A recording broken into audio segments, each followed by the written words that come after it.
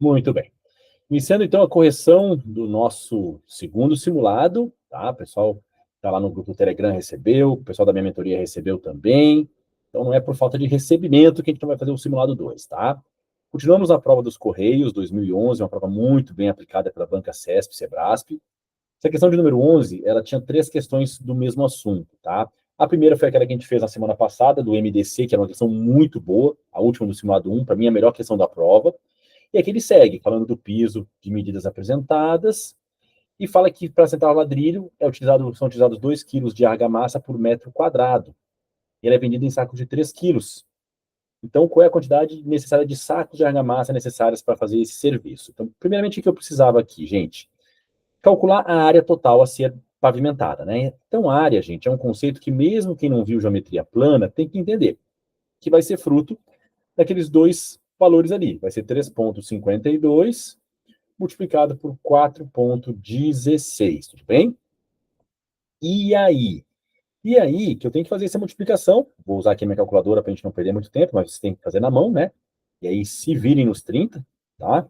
Inclusive eu tenho uma notícia bem legal para dar para o pessoal que não é meu aluno da plataforma. Eu vou disponibilizar no YouTube, no canal do Matemática Sem Trauma, e na plataforma de forma gratuita agora, as aulas de matemática básica, tá? Vão ser aulas que vão ficar disponibilizadas gratuitamente, de conjuntos, operações básicas e acho que de frações também. Então, quem quiser conhecer a plataforma, assistir essas aulas básicas, vão estar tanto no YouTube quanto na plataforma para quem não é aluno. É um compromisso meu aí com os alunos que pediram para poder até eles seguirem estudando e poderem ter um acesso gratuito a conteúdo também. Isso aqui vai dar 14,64 metros quadrados, tá? O que ele fala? Ele fala que são 2 quilos por metro quadrado. Então, qual é a massa em quilos de argamassa que eu vou precisar? Não precisa nem fazer a regra de 3, gente. O por metro quadrado, esse por indica multiplicação. Então, vão ser 2 vezes 14,64, que vai dar certinho 29,28 quilos de argamassa. 2 para cada metro quadrado. Se são 15, 14 metros quadrados, quase 30 quilos de argamassa eu vou precisar. Como o saco é de 3 quilos, eu vou ter que pegar os 29,28, dividir em 3, e perceber que isso aqui vai dar uns 9,9 praticamente, 9,76, o que indica que eu preciso de 10 quilos de argamassa. 9 não dá, porque eu preciso de mais do que 9. Então, pela quantidade, né, de sacos, na verdade, 9 sacos não daria, 10 sacos vai sobrar? Vai sobrar, mas eu preciso de 10 sacos para poder cumprir exatamente aí com a minha obra e a pavimentar a sala. Alguma dúvida nessa primeira questão? E assim, quem não usou a regra de 3 para achar esse valor aqui, tá de parabéns, porque você poupou tempo. O por já indica multiplicação. Aí eu fui na churrascaria, quanto que era lá? Ah, é R$ 50 por pessoa. Tá, se foram 7 pessoas, 50 vezes 7. Não tem que fazer regra de 3. Ah, 50 para 1, X para 7. Você perde tempo fazendo isso na hora da prova. Vocês não podem perder tempo. Tem que ganhar tempo. Tem que ser diferentes do concorrente de vocês, tá? Tudo bem, tranquilo? Todo mundo bota o joinha na tela aí. A Rita bota o joinha lá quando tá tudo ok. Eu fico feliz com esse joinha, Rita. Quem puder, bota o joinha. Ou a Gabi tá dando joinha ali. Daria o Alexandre, se quiserem também, podem se manifestar. Para eu saber que tá todo mundo bem.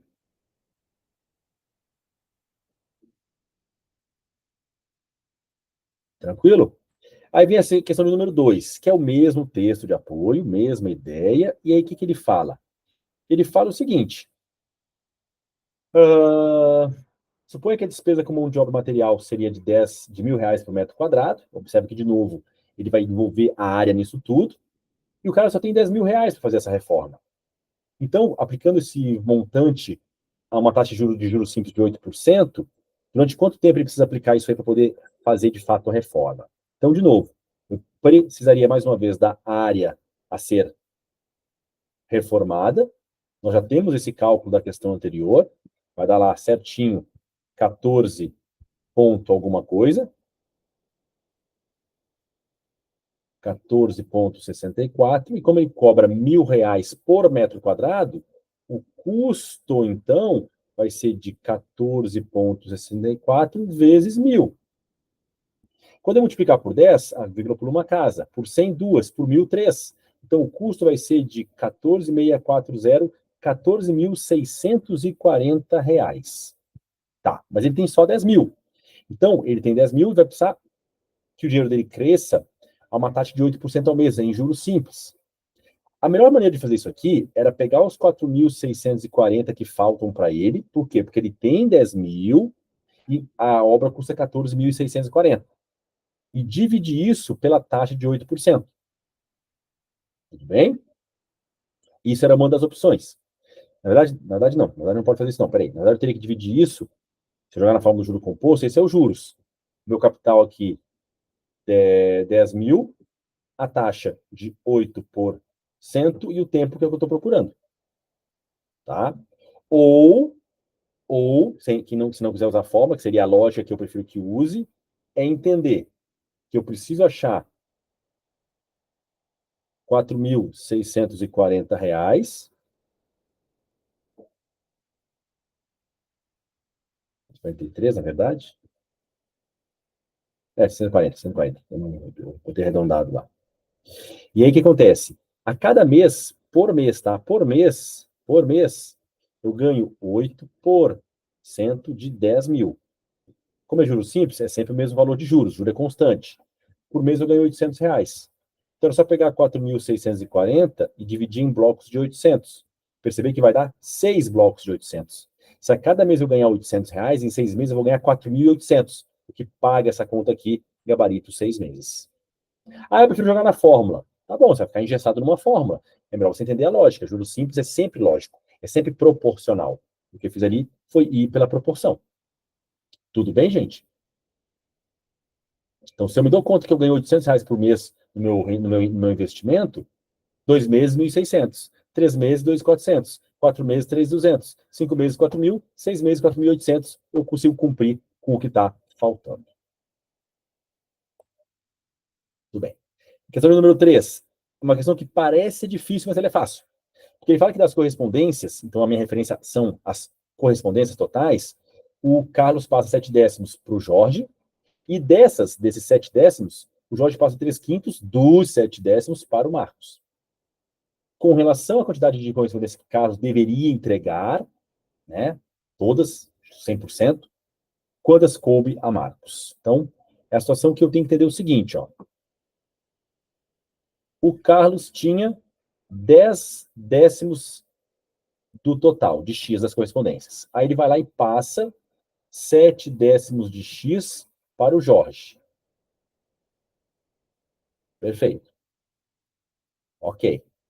Não me preocupa com quanto o Carlos ficou, porque aqui fala em deveria entregar. É a quantidade original, X, 100% das cartas.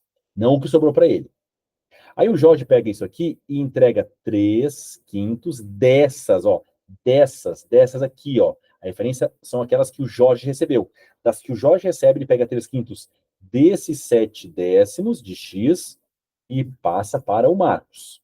Aqui vai dar 21 sobre 50 avos de X estão em posse do Marcos. E aí acabou a questão. Porque se eu entendo que o Carlos tem X cartas para entregar, até porque 10/10 é a mesma coisa que 1, e um X é X, em relação às cartas que o Carlos deveria entregar, que são essas X aqui, o Marcos vai entregar 21 50 avos delas, gabarito na letra C. Agora, se ele tivesse pedido, em relação às cartas que sobraram para o Carlos, a proporção das que o Marcos vai entregar, aí seria 21 50 avos, dividido pelo que sobra para o Carlos, que seria 3/10 de X, né? Ou 3/10. Porque se o Carlos entrega 7/10 das cartas, é porque é como se ele tivesse dividido as cartas em 10 montinhos, entregou 7 para o Jorge, ficou com 3 para ele, 3/10. Alguma dúvida nessa? E aí é cuidado com a leitura, né? É das correspondências que o Carlos deveria entregar. Deveria, naquela que não entregou. Deveria entregar, deveria ter entregue, mas não entregou. Então é das cartas ordinais, que são as X cartas que o Carlos tinha originalmente, né? Então 7/10 vai para Jorge e 3/5 desses 7/10 vão para o Marcos.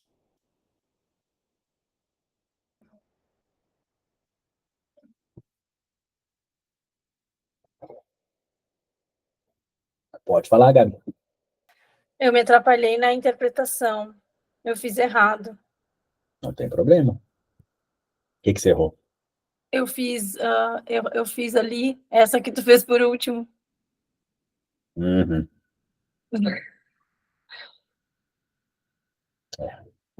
É normal, mas é que tá. Aí eu toco naquele assunto que eu toco com vocês na mentoria tanto, né? Eles têm que começar a cada vez mais. Isso é um processo de ajuste, de evolução e de errar também, Gabi. Cada vez mais eu preciso ir entrando na questão, entendendo o que a questão está tratando, entende? Quanto mais eu entro na questão e tento entender, menos eu posso cair em armadilhas dela. Tiaguinho, boa noite, meu querido. Então, olha lá, lê a questão com calma. Ó. Das correspondências, vamos voltar à questão original. Ó. Das correspondências que deveria entregar, ó, observa que ele usa aqui, ó, eu vou até marcar, Gabi, você vai ver. Ele fala, ó, das que deveria entregar. Percebe a referência como é a quantidade original de correspondências? Ele fala duas vezes em deveria entregar. Para não falar em total de correspondências. Ou correspondências originais, iniciais, entendeu? Então, esse é o ponto.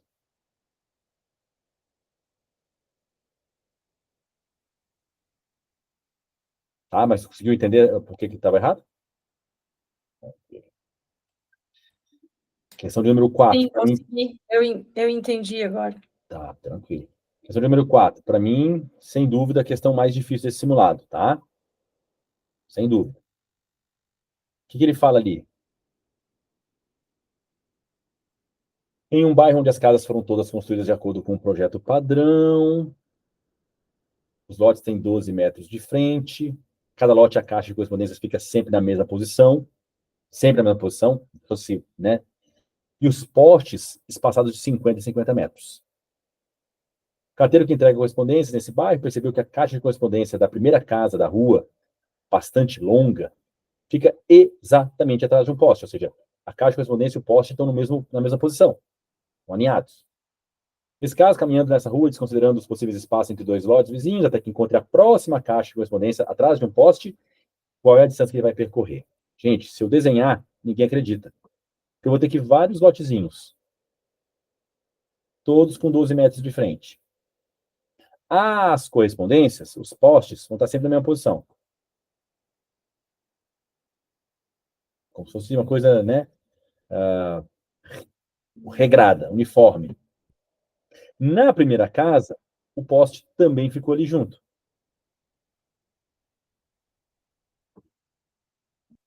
Na primeira casa, o poste também ficou ali junto. E ele está despassado de 50 50 metros. Aqui o segundo poste. Observa que a frente do terreno, gente, a frente do terreno é de 12 metros. Aqui tem 12, aqui mais 12. Então, a distância entre cada caixa de correspondência é de 12 metros. Porque elas são sempre na mesma posição do terreno. Agora, a distância entre os postes é de 50 metros. E aí, do que essa questão trata? Tem algo que vai de 12 em 12 e algo que vai de 50 em 50. Eu quero saber quando é que eles se encontram de novo. Do que essa questão trata? Ninguém arrisca? MMC? Boa, Tiaguinho. Boa, Gabi. Isso aí. MMC. Era só fazer o MMC de 12 e 50. Só que a CESP, a banca CESP, foi muito, muito cruel nessa questão, porque ela tira a questão do MMC daquelas coisas que a gente está acostumado a tanto e tanto tempo, tanto e tantos dias, mas ela faz de tanto e tantos metros. As Mas tu caixas de sabe que correspondência... não fui eu que falei, fui eu que falei antes do. Tu sabe Verdade. que eu li essa questão e não entendi ela como MMC. Agora só na tua explicação que eu consegui ver isso. Explicação não, né, Rita? O meu desenho, né? Um desenho salvou minha vida. Sim. Eu falo pra vocês, joguem a questão com calma. Na hora da prova, beleza, a gente tem tempo, tem que correr. Mas enquanto estão simulando, vocês têm que se permitir usar alguns recursos rápidos. Porque a gente tem que entender. A caixa de correspondência vai de 12 em 12 metros. O poste vai de 50 em 50. Começaram juntos. 12, 12, 12, 50. E aí vai. E aí, por MC, a gente vai fatorar com o que der. Essa é a regra, fatora com o que der, principalmente os primeiros fatores primos.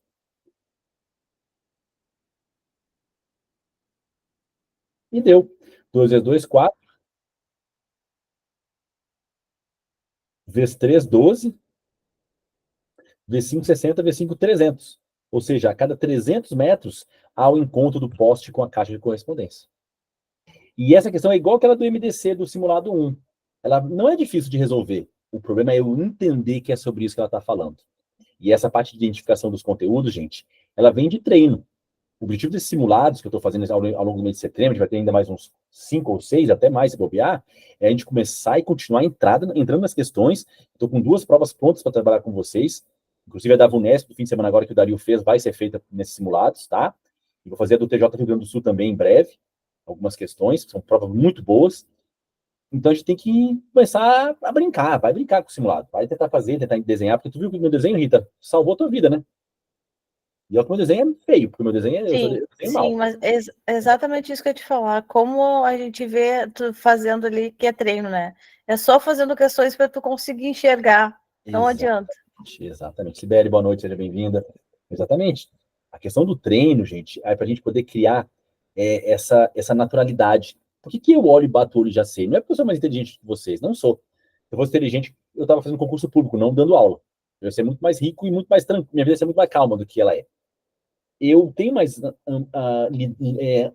naturalidade com a matemática. Eu lido com ela todos os dias. Eu não tenho medo dela. Eu preciso dela para viver. Então, eu tenho uma chave virada em relação ao que vocês pensam da matemática. Foi incrível. Eu tive pré-prova agora do TJ São Paulo, em São Paulo, no final de semana. O Dario estava lá, inclusive. E é impressionante os alunos, o quanto a relação deles com a matemática é difícil. E isso tem que ser mudado. Quando o aluno entende que se ele todo dia estudar um pouquinho, errar na hora certa, mas fizer do erro um futuro acerto, por exemplo, essa questão depois, refaçam. E tentem entender o que faltou. Qual foi a lógica dela que não disparou em vocês? E disparem ela. Porque se vier uma próxima, você vai lá e fala assim, opa, essa é igual aquela lá dos Correios, que eu não vi que era de MMC, pum, e mata a charada. Mas para isso eu preciso estudar todo dia um pouquinho. E é o que eu peço para vocês nas mentorias. Pelo menos meia hora por dia. Pelo menos, para não dizer que não deu nada. Abre o material, vê uma videoaula, faz questão que já errou. Nunca deixe de estudar matemática pelo menos um dia, porque a gente perde. É questão igual escovar o dente. O que acontece se a gente ficar sem escovar o dente um dia inteiro? Pô, a boca vai ficar podre. A gente vai ficar amarelado, com limo, aquela coisa cheia de comida. É a consequência. O que acontece se eu passar um dia inteiro sem trocar de roupa, sem tomar banho? Cara, um dia inteiro sem matemática também traz consequências para vocês muito ruins. Vocês têm que se dar conta disso. Estudar todo dia um pouquinho, gente, é uma questão de organização. Simplesmente isso, tá? Questão muito boa essa para ser feita depois. E aí vem a última questão do simulado, já estamos terminando, tá? A gente vai ficar gravado, vou botar no YouTube lá de novo, bonitinho, e entrego vocês o simulado 3 nos grupos amanhã já, tá? A gente vai corrigi-lo provavelmente, acho que no sábado, tá? De repente no sábado à tarde eu corrijo ele, essa noite eu tenho compromisso, ou talvez domingo, vou ver, tá? Não sei como é que vai ser minha agenda, ainda não fechou. Questão 2011, CESP, essa prova dos Correios. Se a agência dos Correios de uma pequena cidade presta diariamente 40 atendimentos em razão das festas, ela aumentou para 52, qual é o aumento percentual? Cara, é uma questão extremamente acessível. Eu tinha 40, passei para 52. O meu aumento é de 12 atendimentos. Para saber o quanto isso é percentualmente falando, eu tenho a opção 1, regra de 3, que eu espero que ninguém faça. Eu nem vou montar aqui, para não incentivar ninguém a fazer essa desgraça, porque vai perder tempo. Opção 2, divide o que aumentou em relação ao total. Ou simplifica a fração, ou divide no braço. Opção 3, que é a melhor, é lembrar que 10% de 40 é 4, e o 12 está na tabela do 4. Então, 30% de 40 é 3 vezes 4, que daria os 12 de aumento. Então, a gente vai ter 30% de aumento na letra E, sem sofrimento. Estava aí, ó. Tá? Acabou que fiz na tela errada, tá? Sem sofrimento. A questão de todas elas, eu acho que essa era a mais fácil. Tá? Mas é uma questão que não pode perder. E não pode demorar. Ah, eu adoro a regra de 3. Não faz. Só faz se ele te der o final e quiser o inicial. Bem? Nesse caso aqui, por favor, ou divide 12 por 40, ou calcula 10% e tenta ajustar ele, dobrando, triplicando e tentando chegar o mais próximo da resposta possível. Porque se eu olho para as alternativas de resposta antes de começar a resolver a questão, eu percebo que elas são muito afastadas uma das outras, o que me permite usar esse parâmetro. Se elas fossem 29%, 30%, 31%, 32%, aí ok, eu faço a conta precisa. Mas como eu olho para as alternativas de resposta e eu preciso olhar para elas, também faz parte do meu preparo para a prova, a aprender a analisar as alternativas de resposta, eu já sei né? O tipo de mecanismo, o tipo de tática que eu posso usar. Tudo bem, gente? Alguma dúvida nas nossas 5 questões? Gabi, Dario, Rita, Thiaguinho, Pri, Alexandra, Cibele. Sempre presente hoje. Thiaguinho, pode falar, meu querido. Boa noite. Na quarta questão dos postes que o senhor desenhou, eu pensei, tipo, se só tem poste de 50 e 50, aí eu fui no que poderia ser múltiplo de 50, entendeu? Aí espero alguém ter visto isso. Parabéns, Thiaguinho. Realmente, gente, se os postes estão de 50 e 50 metros, eles se encontram nos múltiplos de 50 e de 12 ao mesmo tempo. Se são múltiplos de 50 e 12 ao mesmo tempo, são de 50 e são de 12. E nenhuma das alternativas, além do gabarito, é múltiplo de 50, além do 300. Então, somente ter feito a questão. Só ter feito essa conta aí, Thiaguinho, já matava a pau. Parabéns, viu?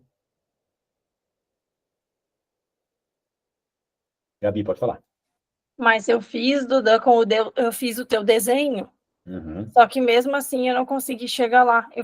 Eu não fiz o MMC.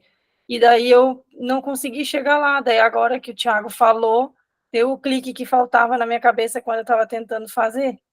Porque eu pensei assim, tá, mas eu preciso de 4 casas e mais um pouquinho para fazer 50. E daí eu preciso que isso se repita quantas vezes? Umas 6 vezes, eu pensei. Mas de qualquer forma, você tem que repetir 5, 6, 10 ou 20 vezes, Gabi. É um múltiplo de 50, da mesma forma. E mesmo assim eu não consegui, eu fiquei pensando e pensando e achando, não pode ser. Não tá certo esse jeito. Eu acho muito interessante isso, sabia? Como vocês estão, às vezes, tão perto da resposta, às vezes, por um pequeno detalhezinho, ela esvai pelo dedo de vocês. Aí agora ele resumiu tudo que eu estava pensando em uma frase. E meu pensamento estava certo, só que eu não estava acreditando que meu pensamento dava certo, né? Sim. Porque eu fiz o desenho que tu fez, eu botei as casinhas uma do lado da outra, aqui é 12 e aqui embaixo um grandão de 50. Sim. E eu fiquei pensando e olhava aquele desenho e pensava, não, mas não pode.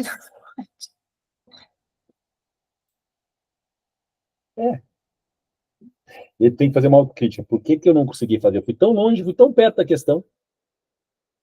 Tão pertinho. Né?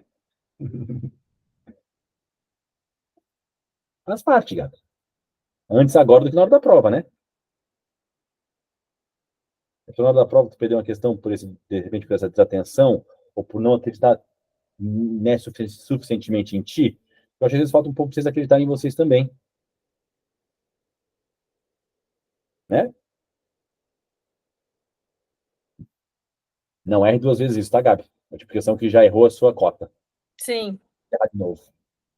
E quando eu li isso daí, eu lembrei daquela que era uma coisa que piscava a cada 4 segundos e ia piscar de novo até não sei quantos segundos, que teve um tempo atrás. Sim. É a mesma coisa. É a mesma ideia, só que essa aqui não é tão nítida, porque ela fica falando ela fala em posse, ela tenta tirar o teu foco dando, né, dando ênfase em outras coisas, mas é assim, a banca é assim. Ela vai querer tirar de vocês o foco. Uma que tu deu um tempo atrás, que falava de um farol, eu acho. Estava, e depois... que aquela do semáforo era mais complexa, porque tinha que pensar um pouco mais, ela tinha um pouco mais de lógica. Mas, enfim, a ideia em si é a mesma, né? Dos ciclos de coisas sendo feitas juntas.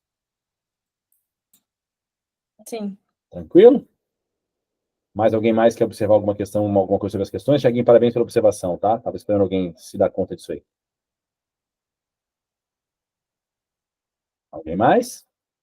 Vou encerrar a gravação para a gente poder conversar offline.